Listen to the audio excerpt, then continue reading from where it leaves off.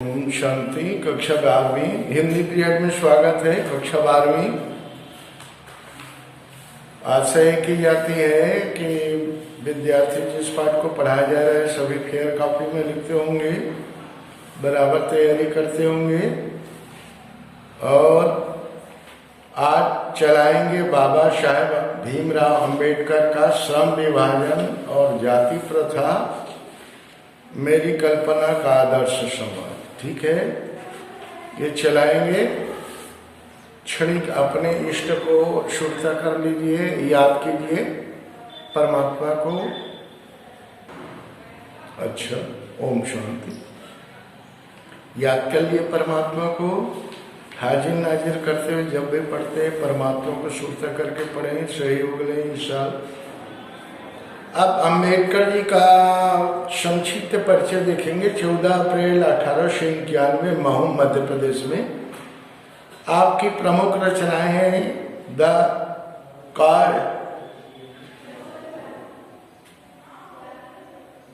Cards in India, their mechanism, genesis and development, 1917 प्रथम प्रकाशित कृति है। The untouchables, who are they, 1948। Who are the Shudras, 1946। Buddha and his Dhamma, 1957। Thoughts on linguistic states, 1955। Hindi में उनका संपूर्ण वाङ्मय भारत सरकार के कल्याण मंत्रालय से बाबा साहब अम्बेडकर संपूर्ण वाङ्मय नाम से 21 खंडों में प्रकाशित हो चुका है। बाबा साहब अम्बेडकर का निधन 1956 दिल्ली में हुआ।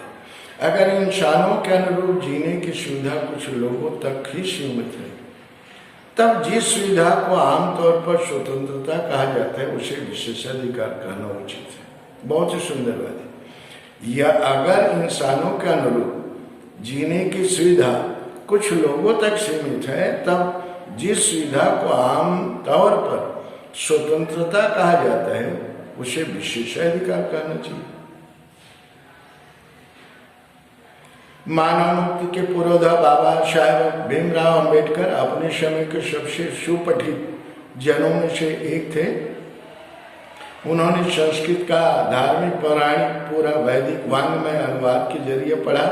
ऐतिहासिक, सामाजिक क्षेत्र में अनेक मौलिक रचनाएं प्रस्तुत की और स्वदेश में कुछ समय उन्होंने वकालत भी की। समाज राजनीति में बेहद सक्रिय भूमिका निभाते हुए उन्होंने अछूत स्त्रियों, मजदूरों को मानवीय अधिकार व सम्मान दिलाने के लिए अथक संघर्ष किया। उनके भारतीय संविधान के निर्माताओं में श्री भीमराव अंबेडकर आधुनिक भारतीय चिंतन में अत्यंत महत्वपूर्ण स्थान के अधिकारी हैं। उन्होंने जीवन भर दलितों के मुक्ति और सामाजिक समता के लिए संघर्ष किया। उनका पूरा लेखन इसी संघर्ष और सरोकार से जुड़ा हुआ है।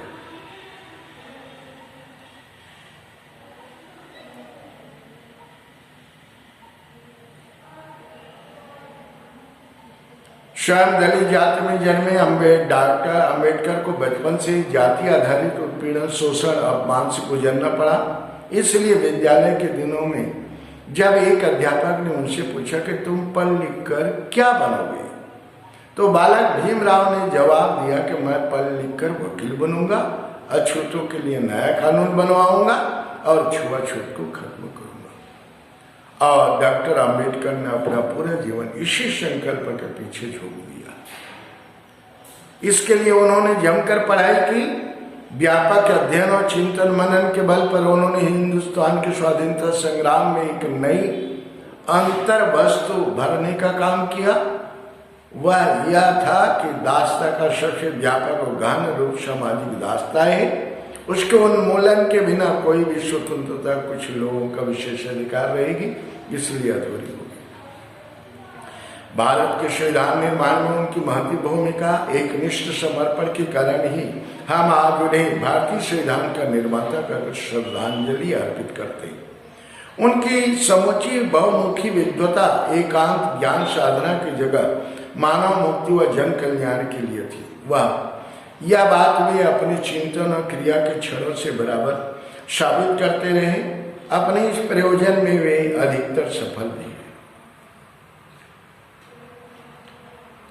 यहाँ प्रस्तुत पाठ अंबेडकर के विख्यात भाषण इनहिलेशन ऑफ कास्ट 1936 के लालाई सिंह यादव द्वारा कृत हिंदी रूपांतरण जाति भेद का उच्छेद के 2 प्रकरणों के तौर पर है। यह भाषण जाति पाति तोड़क मंडल मतलब लाहौर के वार्षिक सम्मेलन 1936 के अध्यक्षीय भाषण के रूप में तैयार किया गया था, परंतु इसकी क्रांतिकारी दृश्य से आयोजकों की पूर्णतः सहमति न बन सकने के कारण सम्मेलन ही स्थगित हो गया और यह पढ़ा न जा सका। बाद में अम्बेडकर ने इसे स्वतंत्र पुस्तिका के रूप में प्रकाशित कर वितरित किया, जो पर्याप्त लोकप्रिय हो। इसके अनुसार समानता, स्वतंत्रता, बंधुत्व के 3 तत्व आदर्श समाज में अनिवार्यता होने चाहिए, जिससे लोकतंत्र सामूहिक जीवनचर्या की एक रीति तथा समाज के समृद्ध अनुभवों के आदान प्रदान की प्रक्रिया के अर्थ तक भी पहुंची। यह प्रस्तुत पाठ उक्त पुस्तिका के प्रतिनिधि प्रकरण है। आज के जाति मजहब आधारित विषाक्त सामाजिक राजनीतिक माहौल में इनकी प्रासंगिकता और बढ़ गई है। अब देखेंगे श्रम विभाजन और जाति प्रथा। परमात्मा को आगे करते रहिए, ध्यान रखेंगे विद्यार्थी।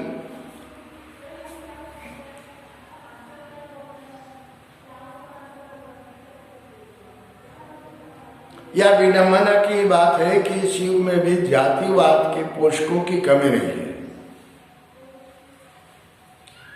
इसके पोषक कई आधारों पर इसका समर्थन करते हैं। समर्थन का एक आधार यह कहा जाता है कि आधुनिक सभ्य समाज कार्य कुशलता के लिए श्रम विभाजन को आवश्यक मानता है, और चूंकि जाति प्रथा भी श्रम विभाजन का ही दूसरा रूप है, इसलिए इसमें कोई बुराई नहीं, ऐसे कहते हैं। इस तर्क के संबंध में पहली बात तो यही आपत्तिजनक है कि जाति प्रथा श्रम विभाजन के साथ साथ श्रमिक विभाजन का रूप लिए हुए हैं।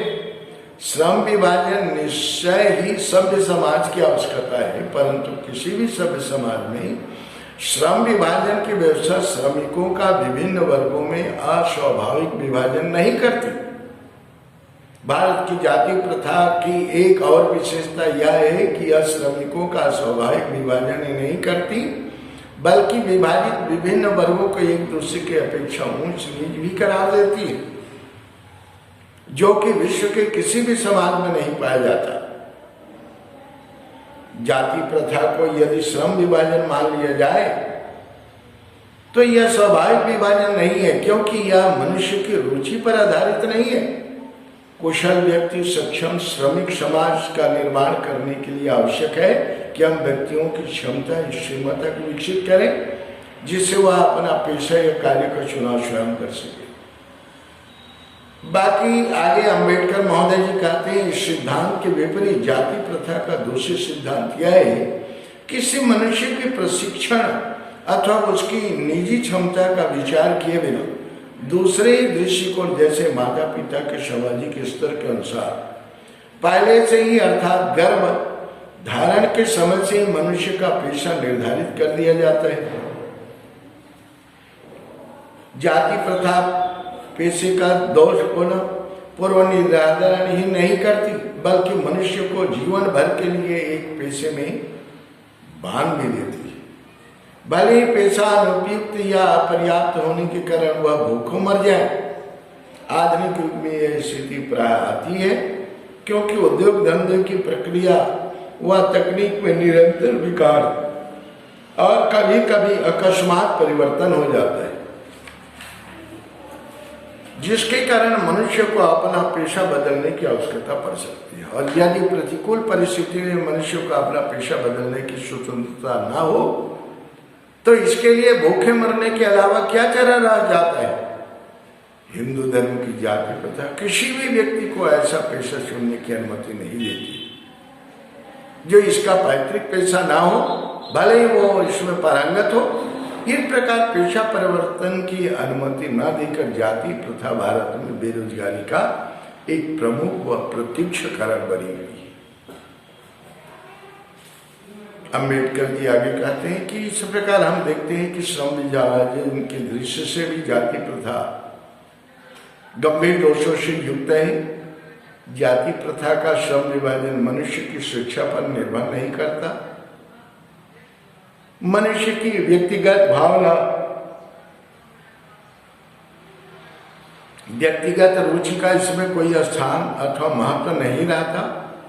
पूर्व लेख ही इसका आधार है। इस आधार पर हमें यह स्वीकार करना पड़ेगा कि आज के उद्योगों में गरीबी और उत्पीड़न इतनी बड़ी समस्या नहीं जितनी यह कि बहुत से लोग निर्धारित कार्य को अरुचि के साथ केवल विवशतावश करते हैं। ऐसी स्थिति स्वभावतः मनुष्य को दुर्भावना से ग्रस्त रहकर टालू काम करने और करने के लिए प्रेरित करती है। ऐसी स्थिति में जहां काम करने वालों का ना दिल लगता हो ना दिमाग, कोई कुशलता कैसे प्राप्त की जा सकती है। बहुत ही अच्छी बात कहा है। अतः यह निर्विवाद रूप से सिद्ध हो जाता है कि आर्थिक पहलू से भी जाति प्रथा हानिकारक प्रथा है, क्योंकि यह मनुष्य की स्वाभाविक प्रेरणा, रुचि व आत्मशक्ति को दबाकर उन्हें अस्वाभाविक नियमों में जकड़कर निष्क्रिय बना देती है। ये था अम्बेडकर जी का पाठ का नाम क्या था? श्रम विभाजन और जाति प्रथा।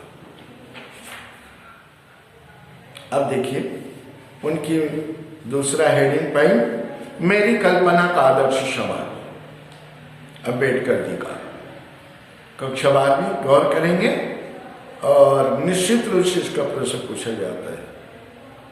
ठीक है, सबका किस्मत अच्छा है, निश्चित रूप से इसका प्रश्न पूछा जाएगा। जाति प्रथा के खेदजनक परिणामों के नीरस गाथा को सुनते सुनते आप में से कुछ लोग निश्चय हो गए होंगे। यह अस्वाभाविक भी नहीं आता। अब मैं समस्या के रचनात्मक पहलू को लेता हूँ। मेरे द्वारा जाति प्रथा की आलोचना सुनकर आप लोग मुझसे यह प्रश्न पूछना चाहेंगे कि यदि मैं जातियों के विरुद्ध हूँ तो फिर मेरी दृष्टि में आदर्श समाज क्या है? ठीक है, यदि ऐसे पूछेंगे तो मेरा उत्तर होगा कि मेरा आदर्श समाज स्वतंत्रता, समता, भातृत्व पर आधारित होगा। बहुत ही सुंदर उत्तर। क्या यह ठीक नहीं है? पाठकों महोदय से पूछते हैं, भातृता अर्थात भाईचारे में किसी को क्या आपत्ति हो सकती है? भातृत्व में किसी भी आदर्श समाज में इतनी गतिशीलता होनी चाहिए जिससे कोई भी वांछित परिवर्तन समाज के एक छोर से दूसरे तक संचालित हो सके। ऐसे समाज के बहुविधि हितों में सबका भाग होना चाहिए। सबको उनकी रक्षा के प्रति सजग रहना चाहिए।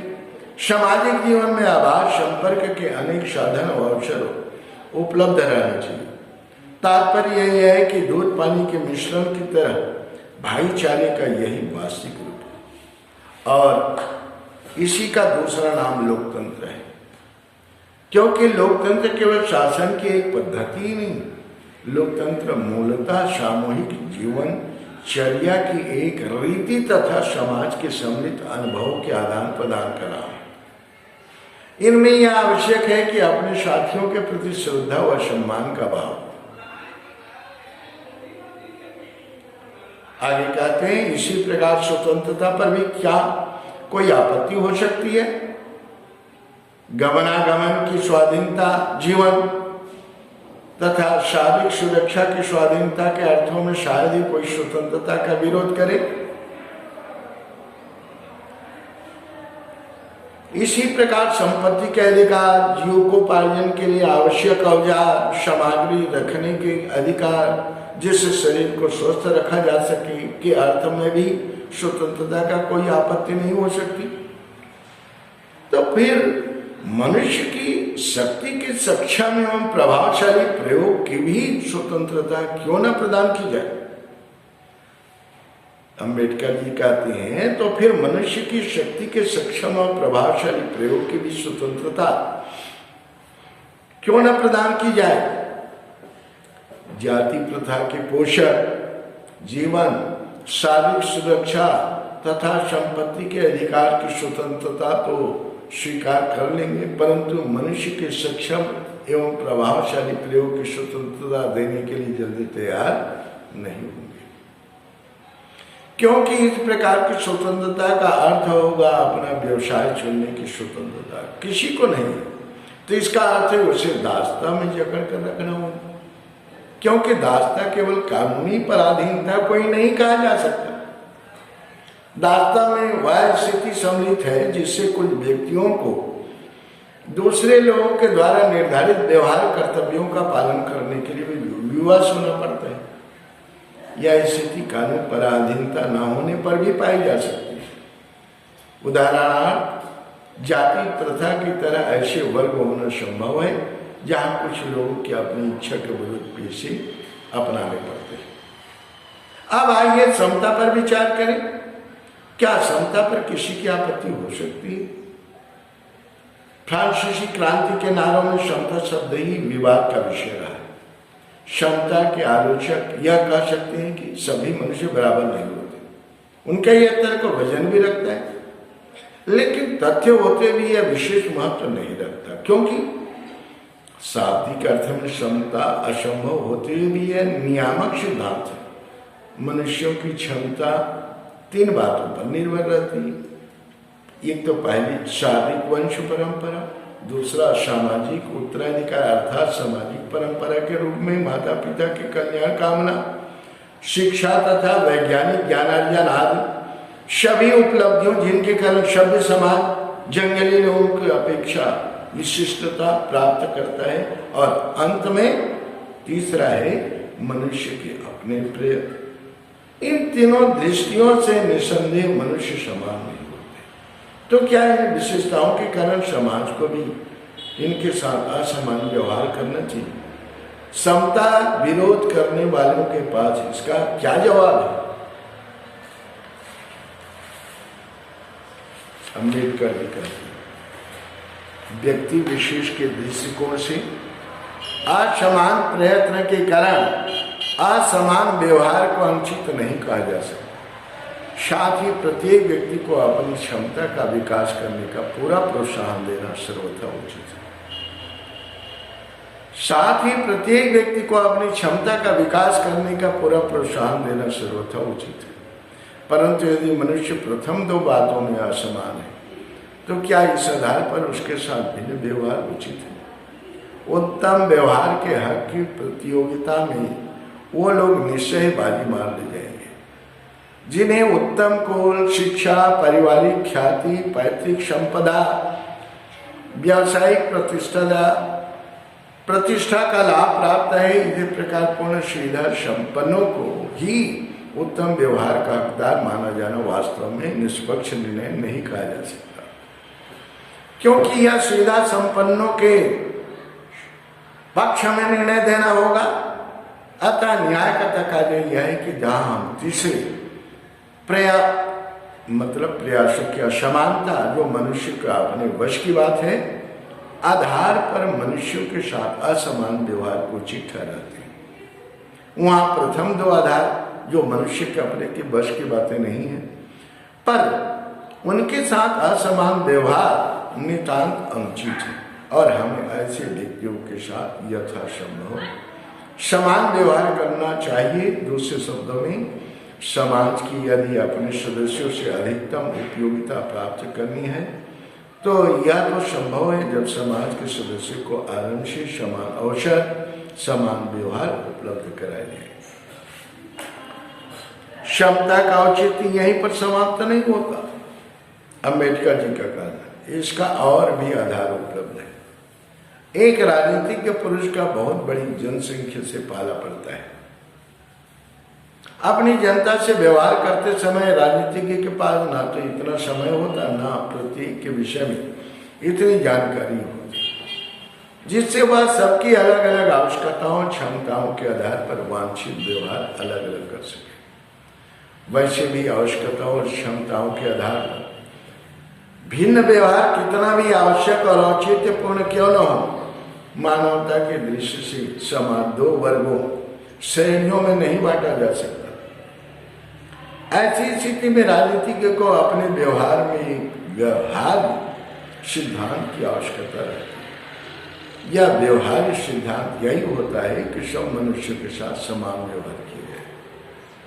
राजनीतिज्ञ यह व्यवहार इसलिए नहीं करता कि सब लोग समान हो, बल्कि इसलिए कि वर्गीकरण और श्रेणीकरण संभव होता है।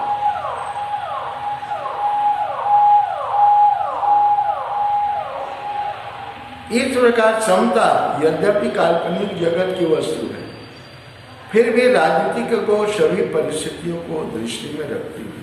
इसके लिए यही मार्ग निकलता है, क्योंकि यही व्यवहारिक भी है, यही उसके व्यवहार की एकमात्र कसौटी भी है। इस तरह से अंबेडकर जी का मेरी कल्पना का आदर्श समाज भी किस तरह से उनके ख्वाब था, ये आप लोगों ने सुना। ये विद्यार्थी पाठ के साथ सभी प्रश्न करेंगे, 6 प्रश्न हैं, पाठ के आसपास भी देखेंगे और इन्हें भी जानिए। ठीक है, सभी करेंगे विद्यार्थी, विलंब में करेंगे, रोज का रोज करेंगे। और जब भी असाइनमेंट जमा करते हैं, गीता पाठ पढ़ाए जाते हैं, फेयर कॉपी लाना है, विद्यार्थी लाते हैं, लेने के देने पड़ जाएंगे, बाद में रोएंगे। आपके असाइनमेंट जमा करते हैं, फेयर कॉपी जमा नहीं करते हैं, नहीं जचवाते हैं, वांछित नंबर नहीं मिलेगा। फिर मेरे को मत बोलिएगा। सभी पाठ का आपको लिख करके बता, भले ही नहीं लिखे लेकिन बताना है आपको। चलिए यही समाप्त करते हैं। ठीक है, परमात्मा को क्षणिक याद कीजिए।